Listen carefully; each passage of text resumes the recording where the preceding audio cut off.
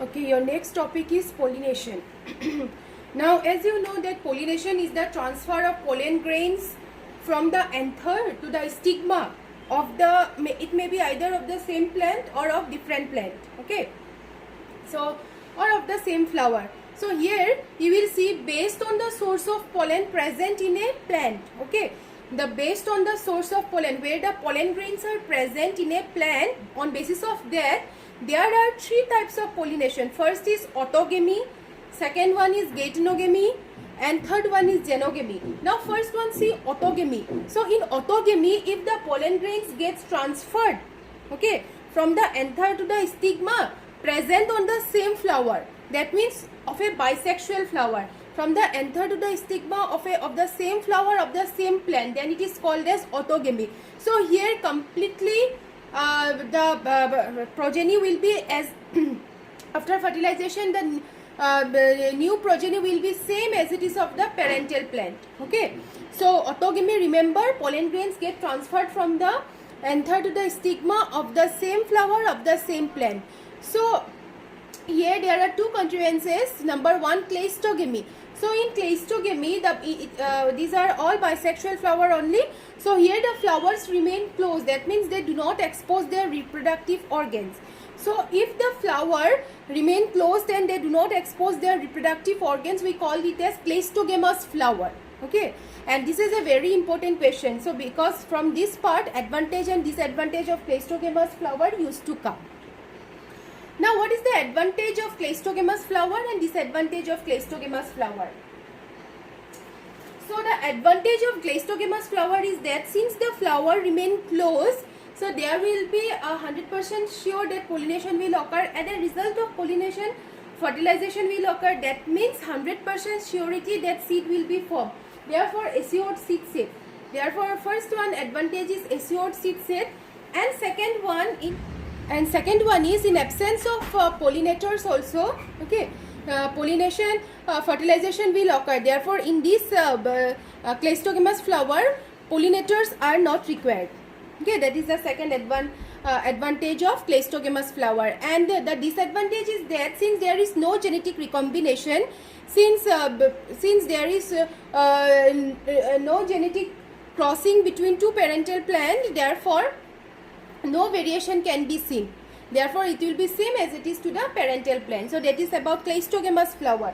And second is chesmogamous flower. Chesmogamous or chesmogamous, these are the bisexual flowers only, but here the flowers remain open, okay. The flowers remain open and they expose their reproductive organ. Therefore there is a little chance of cross pollination also, and also in this case the disadvantage is that the pollinators are required, okay, either wind or biotic or abiotic agent, but the advantage is that a little bit cross pollination, as a result of cross pollination, variation can also be seen. So remember about kleistogamous and chesmogamous, which comes under autogamy. That means bisexual flower where the male reproductive and female reproductive present on the same flower of the same plant. Second one is geitonogamy. So in geitonogamy, the pollination occurs between two different flowers present on the same plant. That means the pollen grains gets transferred from the anther to the stigma of two different flower, okay, from one flower to another flower, but those two flowers present on the same plant body, okay. So that means in this case you can say the same genes are contributed among two different flowers. So between two flowers the same genes are contributed, therefore it is also known as genetically autogamy. Remember, this question also usually comes. Why geitonogamy is known as genetically autogamy?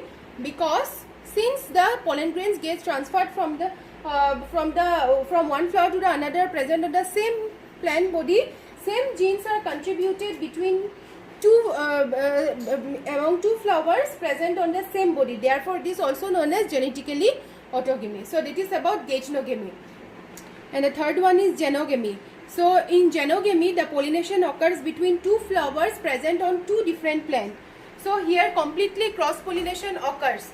So here completely cross pollination occurs.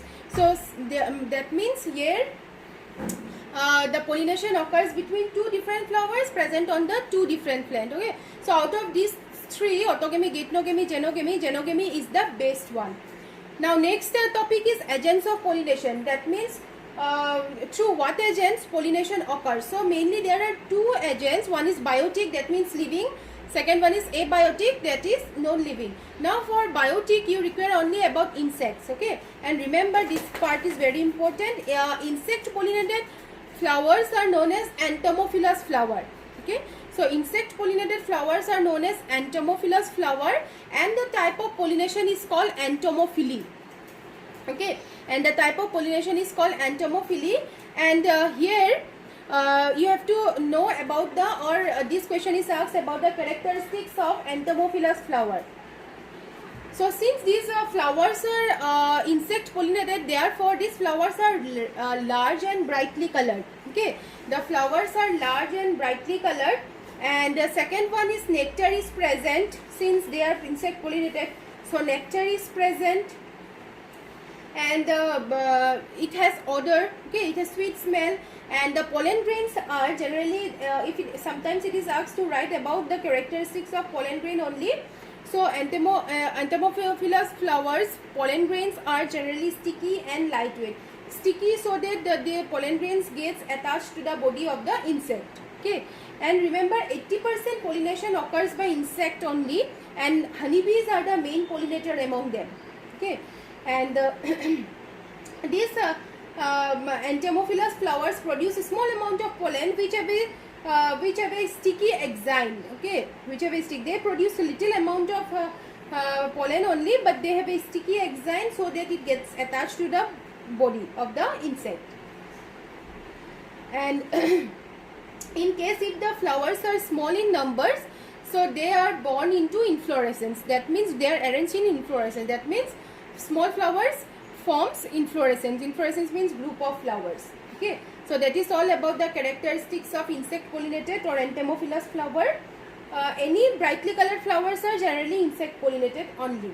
And second, in abiotic, one is wind, second is water. Wind pollinated flowers are known as anemophilous flower, and the type of pollination is known as anemophily, okay, anemophily. Now it is the common abiotic pollinators. This is common by abiotic pollination, and it is non-directional. Since it is wind, it is non-directional. Now remember the characteristic features. So the female flowers have large feathery brush-like stigma, okay. Since the gynoecium or the female organ has you will get all these characteristics in the PDF notes only. So here just you listen the explanation. So the female flowers have large feathery or brush-like stigma to catch the pollen grains. Anemophilous flowers are small and inconspicuous, okay. Then pollen grains are dry, powdery light, and these are non-sticky. Otherwise they will not be carried by wind, no. So they are non-sticky, and generally they have a single ovule in the ovary, okay. And same if it is small flowers, they are arranged in the form of inflorescence. So example mainly the monocot plants like maize, wheat, sugarcane, bamboo, these are all anemophilous flower. Now if the flower is water pollinated, then it is known as hydrophilous flower, and the type of pollination is called as hydrophily, okay.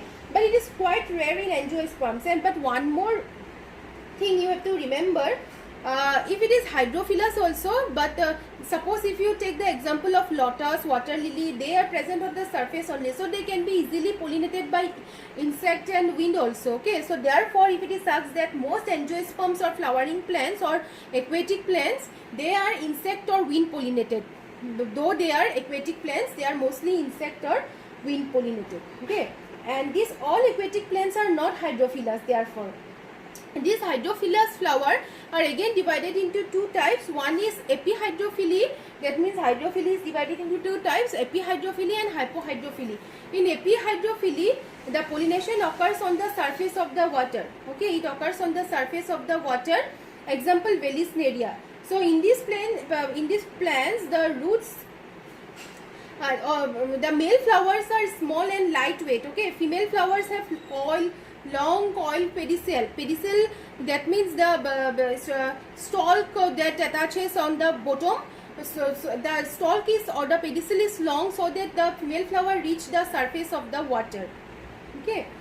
And male flowers are released in large amount compared to female flower. And there is here one very important point is there. So the aquatic hydrophilous flower have their pollen grains coated by a layer which is known as mucilage. Okay, they are coated by mucilage layer. The pollen grains are coated by a mucilage layer so that they do not get wet by water. So this is very important question. Just like in insects, pollen grains are sticky. Here the pollen grains are covered by layers of mucilage so that they do not get wet by water.